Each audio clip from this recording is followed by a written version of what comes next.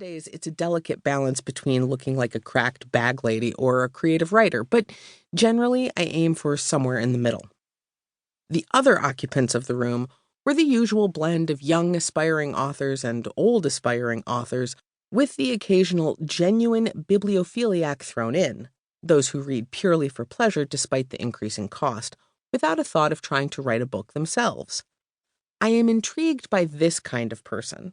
To me, it's like studying to be a doctor and getting the degree, but never wanting to practice medicine. Still, it was getting harder and harder to persuade an intelligent reading public to part with $30-some plus tax for a hardback book, even one signed by yours truly. Paperbacks and ebooks having come to dominate the market. That books, good and bad, enlightening and scandalous, should be tax-free is a truth self-evident to all. Despite the crowd, hardly a throng as I've made clear, Callie stood out. There was something about the guarded way she surveyed the room before choosing a place to sit that reminded me of an FBI agent I had briefly dated. Phil's paranoia had been the end of us, among other of his faults I won't go into except to say they included installing spyware on my computer. That's a big minus in the trust building department, but this was the type of white-collar guy one met in the D.C. area, and it helps explain why I'm single and mostly looking to stay that way. At restaurants, Phil would feel compelled to clear the men's room of Russian mobsters or whatever he thought was lurking in there before we could take our seats.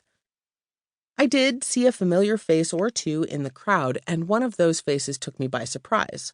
Old Town Police Detective Steve Narduzzi, whom I had met during a criminal investigation into my neighbor's whereabouts, a case I had been instrumental in solving, if I do say so myself.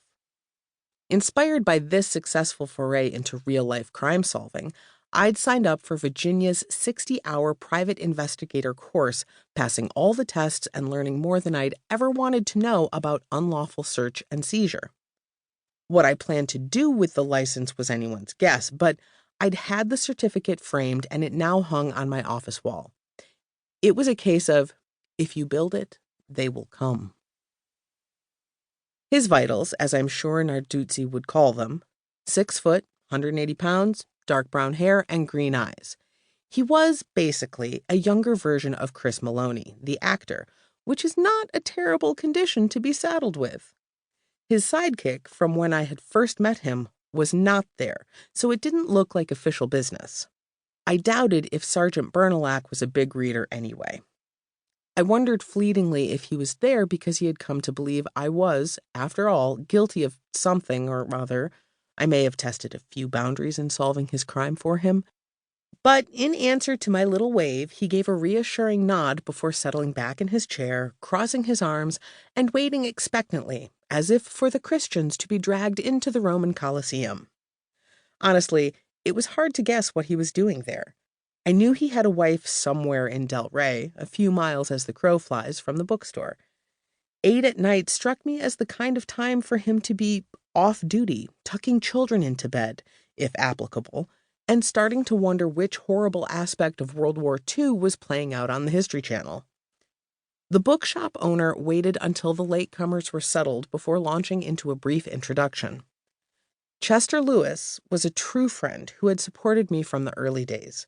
Even if there had been just 3 people in the audience, all of them blood relatives, I would have done my bit as though millions were watching.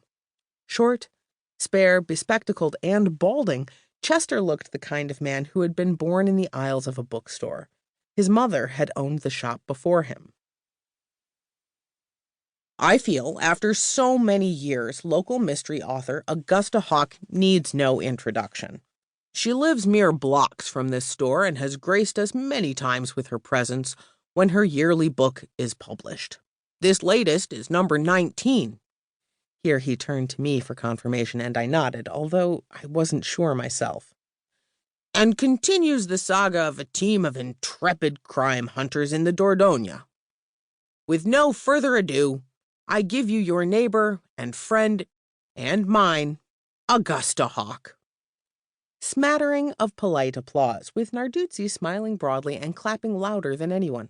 Clap, clappity, clap. He looked like a proud